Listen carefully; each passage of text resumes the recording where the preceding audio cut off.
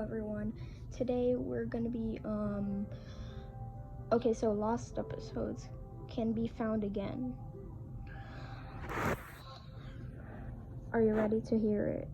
Click off this video if you're gonna be scared. I'm going to tell you a secret, but first you have to promise me you won't laugh. This is still an uncomfortable subject for me, so I'd appreciate your understanding. So we have a deal? When I was 5 years old, I watched a movie no child would ever see. I don't remember much about the circumstances of my viewing, other than that it was at the house where my family lived late at night in the dark with only the television providing light. The film was an animated feature and duplicate themes of animal death and dismemberment or something. The scenes were surreal and terrifying and left a deep impression of me. For years afterward, the only scene I could remember clearly was an evil man was drowning a family of cats in a stream, which I would have nightmares about for years afterward. I remember seeing it it's early in the movie, followed by many more disturbing and surreal scenes. Remember your promise, because this is the part I was talking about. I never told anyone about what I saw, but the name of the movie is well known, The Astro Cats. I suppose I can forgive you if you broke your promise, but I must that I am not joking. I saw a movie called The Astro Cats filled with scenes I have described, and it scarred me for life. I didn't think about the experience very often, but it was always in the back of my mind in some way. Thought I didn't realize it at the time.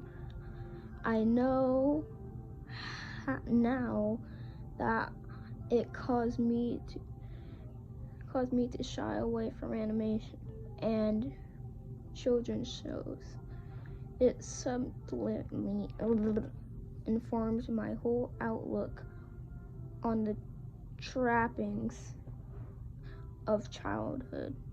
I found myself bracing with dread whenever I had to watch any children's animation in school. My childhood was relatively normal otherwise for an introvert anyway.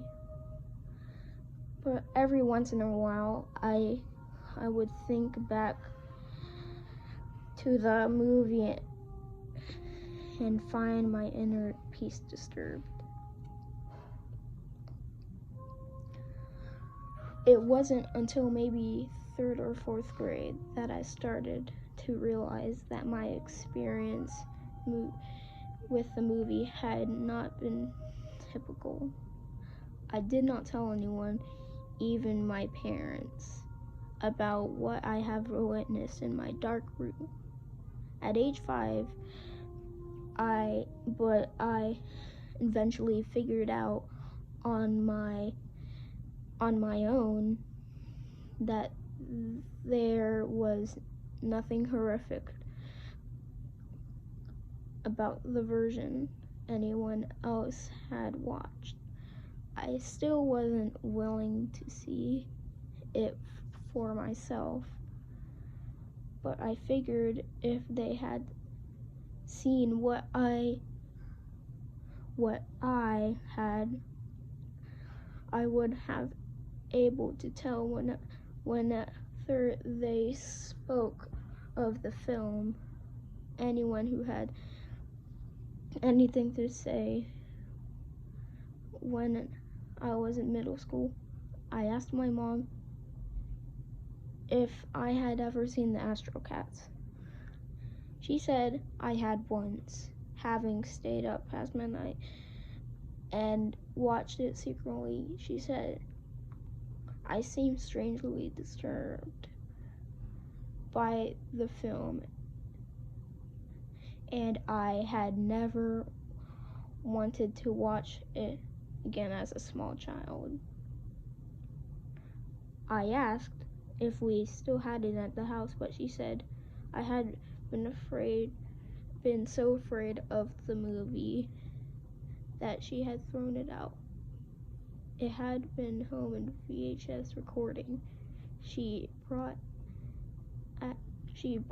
it at a retail sale rather than the retail copy.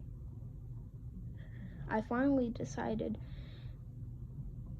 to watch the movie again. I ordered it from the library and watched it one Saturday. It took me a couple of hours to work the courage to finally hit play. And I got up.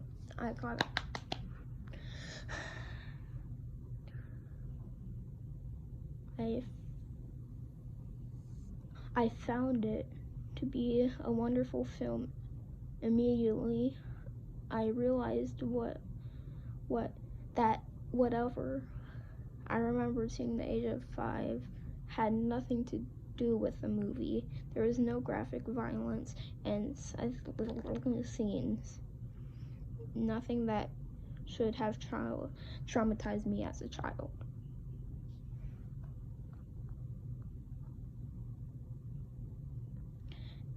And yet, what I had seen all those years definitely shared elements of the movie. The kittens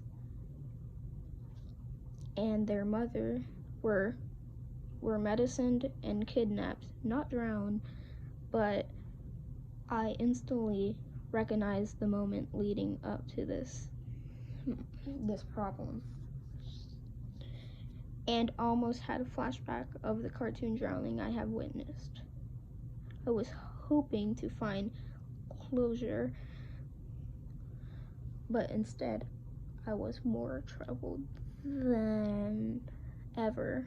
There was no question in my mind now that I had reviewed some awful and perverted versions of this classic. I told one of my friends about it a few days later. I didn't let him know how convinced I was of what I had seen as a young child.